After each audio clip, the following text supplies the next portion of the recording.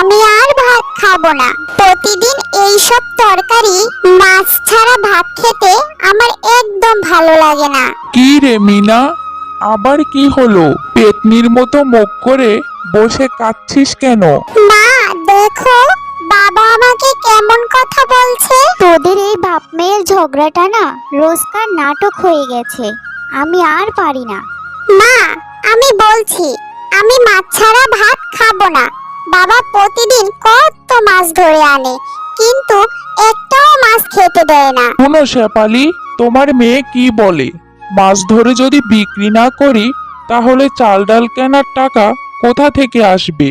শুধু মেয়ের মুখের দিকে তাকিয়ে তো আর সংসার চলবে না। থাক বাবা, তোমাকে আর মাছ আনতে হবে না। আমি এই ডাল দিয়েই ভাত খেয়ে নিব।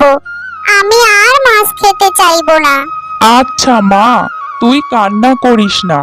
আমি কাল যত মাছ ধরবো সব মাছ তোর জন্য নিয়ে আসবো। একটাও বিক্রি করব না। সবগুলো মাছ আমরা আমাদের খাওয়ার জন্য রেখে দিব। কি মজা! বাবা বুঝতে পেরেছে, কাল আমি পেট ভরে মাছ দিয়ে ভাত খাবো। পরের দিন সকালে মিসকে শিয়াল তার জাল নিয়ে নদীর ধারে যায়।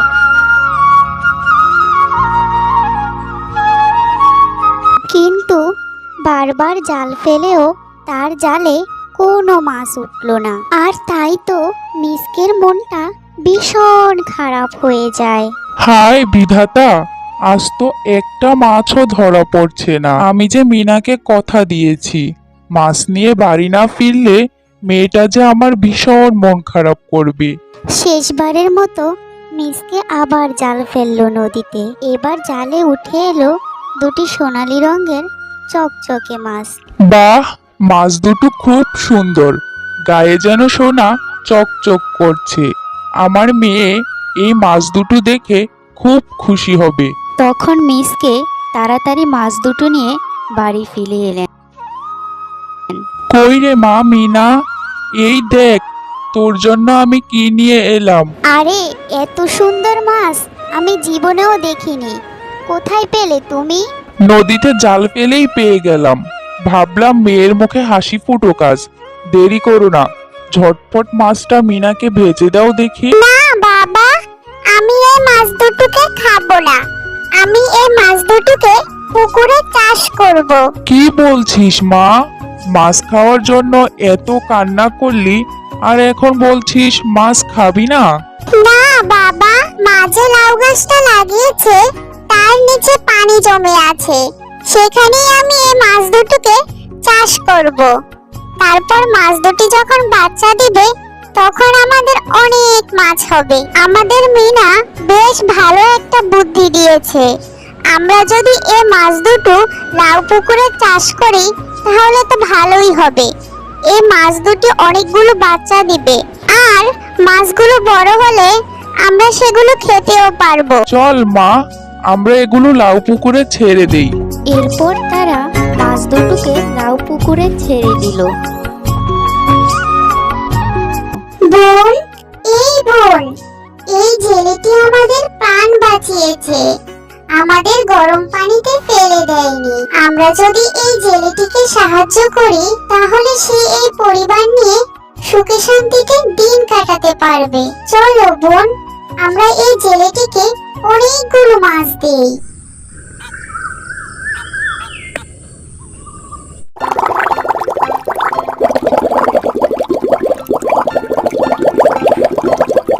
এ কি, এ আমি কি দেখছি?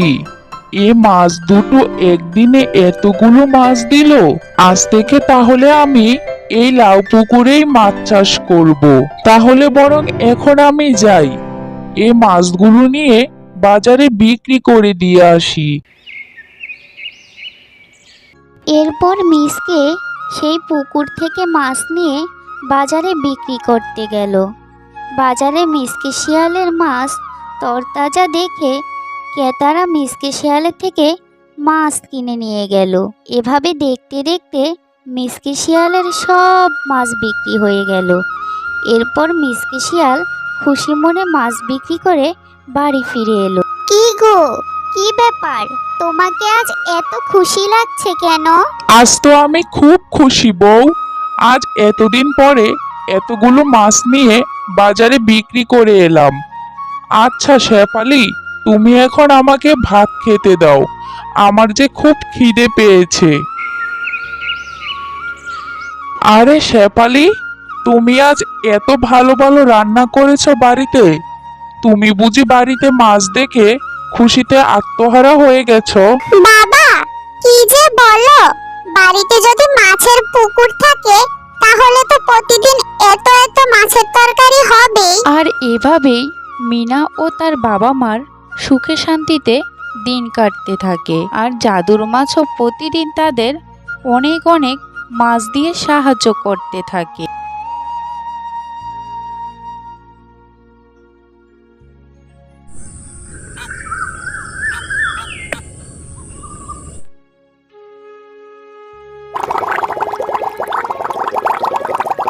আরে শেফালি ভাবি, তোমরা তো দেখি বাড়িতেই মাছ চাষ করেছো। তা তোমরা তোমাদের এই পুকুর থেকে সোনালী মাছ দুটি আমাকে দিবে? আমিও তাহলে বাড়িতে মাছ চাষ করতাম। আচ্ছা ভাবি, আপনি বরং কাল এসে মাছ দুটি নিয়ে যাবেন। বোন, এখন আমাদের কি হবে? আমার না ভীষণ ভয় করছে। শিয়ালিনীটাকে আমার ভীষণ লোভী মনে হচ্ছে। কেন জানি মনে হচ্ছে আজকেই আমাদের শেষ দিন। জাদুর মাছ দুটির কথা মিনা দূরে দাঁড়িয়ে শুনতে পেল। আরে, তোমরা মাছ হয়ে কথা বলতে পারো? তোমরা কোনো চিন্তা করো না, আমি তোমাদের সব কথা শুনেছি। তোমরা আমাকে বলো তোমরা কোথায় নিরাপদ, আমি সেখানেই তোমাদের দিয়ে আসবো। আমরা জাদুর মাছ। আমরা প্রতিদিন তোমাদের জাদু দিয়ে সাহায্য করতাম, আর প্রতিদিন তোমাদের এত এত মাছ উপহার দিতাম। তুমি যদি আমাদের নদীতে দিয়ে আসো তাহলে আমরা ওখানেই নিরাপদে থাকবো।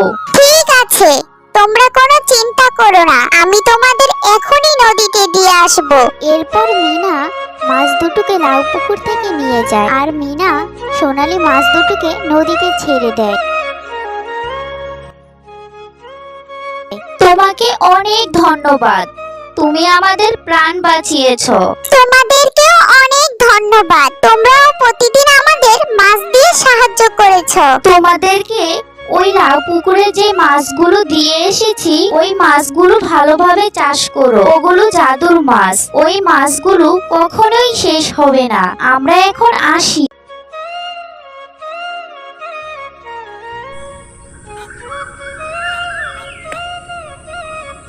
আহারে, না জানি জাদুর মাছ দুটির কত কষ্ট হয়েছে, কিভাবে প্রতিদিন কত কত মাছ দিয়ে আমাদের সাহায্য করেছে। যাই হোক, ভালোই হয়েছে, মাছ দুটি নদীতে নিরাপদে থাকবে। মিনা, মা, তুই কোনো চিন্তা করিস না, আমরা জাদুর মাছ দুটির দেওয়া মাছগুলোকে আমাদের লাউ পুকুরে খুব ভালোভাবে চাষ করব, আর সেগুলো বাজারে বিক্রিও করব। এতে আমাদের সংসার খুব ভালোভাবে চলে যাবে। আল্লাহ এতদিনে আমাদের উপর দয়া করেছে। আমার ভিডিওটি যদি তোমাদের ভালো লেগে থাকে তাহলে আমার চ্যানেলটিকে সাবস্ক্রাইব করে আমার পাশে থেকো।